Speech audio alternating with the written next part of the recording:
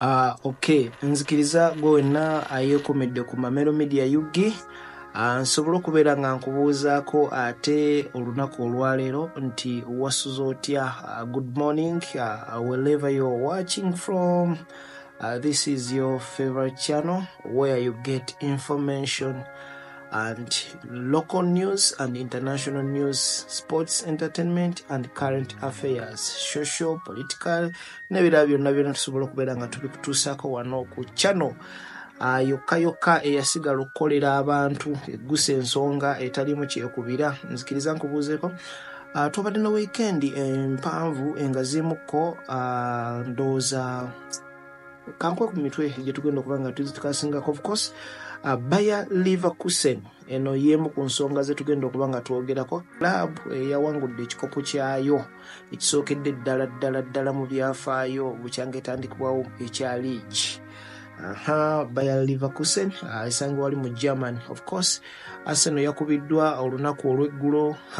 Kyabadde kya nnaku nnyo. Aston Villa yagikubye Unai Emery omutendesi gwe baagoba wamu ne goalkeeper Martinez era naye yali wa Arsenal basobola okubeera nga bamuguza Aston Villa eyo. So enkizo yabadde waliwo ensonga lwaki Arsenal bagikubye bwe mulanga aliko ampuliriza. Then of course Man City yasobodde okubeera nga ewangula omupiira gwayo kati ekulembedde table n'obubonero 7-3. Arsenal yegiddiridde n'obubonero 7-1. Liverpool yakubiddwa Crystal Palace. Timu zonna ezombi ezakubiddwa zabadde waka, ekisinga okwewuunyisa. Kibaawula ye goal difference naye nga buno obubonero babwenkanya Arsenal ne Liverpool obubonero 7-1. Kino nno kiraga Arsenal yandiremererwa okuwangula ekikopo oboolyawo kyebadde esuubirwa okuvuganyaako sizoni eno. Nja kuba nkubuulira mu maaso awo wadde ndi muwagizi wa Arsenal kiŋŋaana kukubuulira mazima. Iran yalumbye Israel. Awo nawo tujja kuba tutunulawoko. Iran yalumbye Israel. Kati nno wano olina okusiba amapeesa ne ganywera kubanga kigenda kutokota. Kale Bayer Leverkusen katuddeyo wali eri gwe munnanga mpuliriza ali ku channel yaffe kwekuumidde. Bayer Leverkusen yemu ku club ezimanyikiddwa wali obulungi nnyo mu German international football gwe mupiira gwesamba oguli professional. Club eno erina amannya agawerako, osobola okugiyita Bayer 04 Leverkusen, eryo nayo linnya lyayo, oba osobola okusalawo n'ogamba okugiyita Leverkusen. Lwaki bagiyita Bayer Leverkusen? Esangibwa mu kitundu ekya Leverkusen. Kitundu kyesangibwamu wali mu Bayern. Kakitegeeza Leverkusen kibuga ekiri mu Bayern ekisangibwa wali mu North Rhine-Westphalia wekisangibwawo nagwe munanga asobola okubeera nga owuliriza. Kiraabu eno yatandikibwawo mu July oba omwezi ogw'omusanvu ennaku z'omwezi nga 1904 oba mu 1904. Okay, ekisaawe kyayo bakita Bay Arena, kyekisaawe kyayo wesobola okubeera nga ekyaliza emipiira gyayo. Omutendesi waayo bamuyita Xabi Alonso. Alright. Xabi Alonso ono nno amannya gagaddala kansobola okubeera nga ngakuwa gwe munnanga aliko Xabi Alonso Olano. Mu Spain era omupiira yagusambira ddala ate era atendeka omupiira gwe oguli professional. Kilabu gyatendeka yeeyo esambira mu kibinja ekya Bundesliga wali mu Bayer Leverkusen mu nsi ye Germany. Kati nno ayogerwako nga kuba midfield abamu abakyasinze mu generation ye. Alonso ono nno yasambirako kilabu eya Liverpool, abamumanya nnyo mu Liverpool wamu n'agendako ne mu Real Madrid. Kale ono nno Xabi Alonso yazaalibwa mu November oba omwezi ogw'e11 nga bw'oyagala okuba ng'okiyita. Ennaku z'omwezi ali 25 omwaka 1981. Kati kino kitegeeza Alonso alina emyaka 42 egy'obukulu. Tolasa Spain ke katundu mwe yasobola okubeera nga azaalibwa Xabi Alonso oyo. Kale ya tiimu gyatendekayo gye nkugambye Bayer 04 Leverkusen.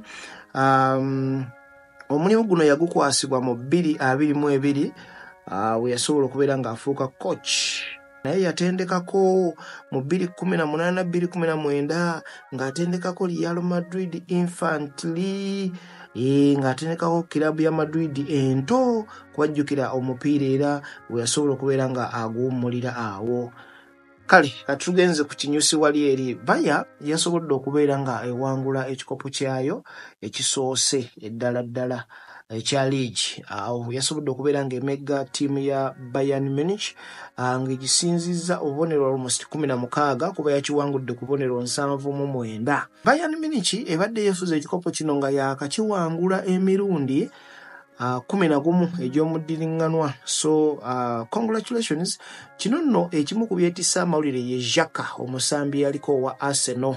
Xhaka Granit Xhaka yasambirako Arsenal. Kati n'ekirala ekikoze amawulire ekigenda okwewunyisa Harry Kane y'omu ku basinze okuteeba ggoolo akubye ggoolo 3 mu mipiira 29 gy'alabiseeko mu mujoozi ogwa Bayern Munich, naye tasobodde kuwangula kikopo kya liigi. Tunagamba nti kipali ebyekika bimulondoola oba yabba endeku mu ssabo, kuba omusambi alengera akatimba naye lwagenze lwe batasobodde kuwangula kikopo tawumula nga tawangudde kikopo. Kale Granit Xhaka tukuyozayoza okubeera nti nno osobodde okutuuka ku buwanguzi, naye eno gye wava munaye maziga meereere.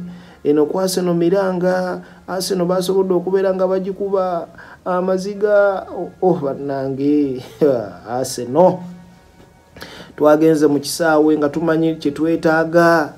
Arsenal neyingira ensiike ng'ekimanyi bulungi yeetaaga kuwangula kubajjukira Man City yasooka mu nsiike ku lunaku olw'omukaaga nesobola okubeera ng'ewangula bulungi nnyo convincingly. Ne tugenda Liverpool ku Sunday nesookawo nesobola okubeera nga bagikuba golo 1-0 Crystal Palace. Arsenal ngeze kimanyi bulungi yeetaaga buwanguzi okudda ku kimeeza waggulu ne bagikuba. Unai Emery omutendesi obooli awo alina ekiruyi ayagala okukakasa aba Arsenal nti mwangoba naye nze mutendesi yali asobola, kati agezaako okukakasa ateta ne board eya Arsenal. Ekyokosa n'omukwasi wa golo Martinez oyo mu Argentina era yawangula World Cup wali nga ali ne Andres Messi asobola okubeera nga awangula World Cup. Yakutte omupiira yakoze save eziwerako mu mupiira ogwabaddeyo olunaku olw'eggulo. Arsenal bwetu nesobola okubeera nga eva ku kikopo era gwe munnange omuwagizi wenna wa Arsenal ali eyo alowooza mbu Arsenal ekyasobola okuwangula ekikopo kino season eno tekyasobola. Lwaki nkugamba bwe ntyo? Because saagala kuwa ssuubi litaliiyo.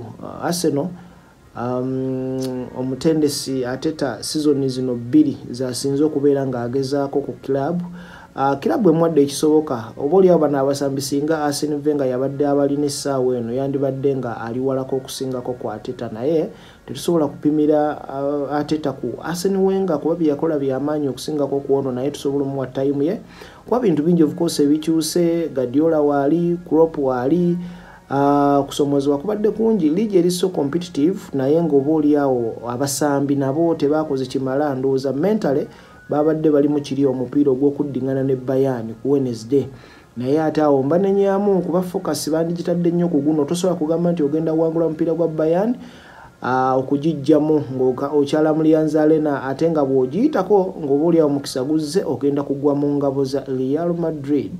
Kuba sisuubira nti Man City esobola okujjamu Real Madrid, tesobola kugijjamu mirundi 2 gya muddiringana.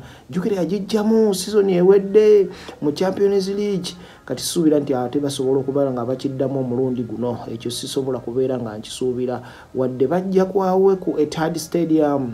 Madrid njisuubira okubeera nga egenda kuyitawo ndowooza guyinza okuggwa golo nga 2-1. Bwentyo bwe nkirowooza nesisuubira nti esobola okugijjamu. Then of course Arsenal esobola okujjamu Bayern, naye ate gunaaba mukisa nnyo. Sigambye nti egenda kugijjamu, naye bw'egijjamu gujja kuba mukisa nnyo. Then kiba kitegeeza eba tesobola kusukka semi-final kuba gwesangawo Madrid muzibu nnyo. Ekikopo ekyo akirinamu enkizo y'amaanyi. Kale then zeze ensonga okusingako wamu ensonga ki gye sitakugambye. Kale kyekyo Arsenal Mukama Katonda yamanyi kati kale then katono nnyo Iran yasobodde okubeera ng'erumba Israel. Kino kitegeeza ki? Weesibe beloti enywere. Iran yalumbye Israel. Tukwatagane mu video eddako nja kuwa information.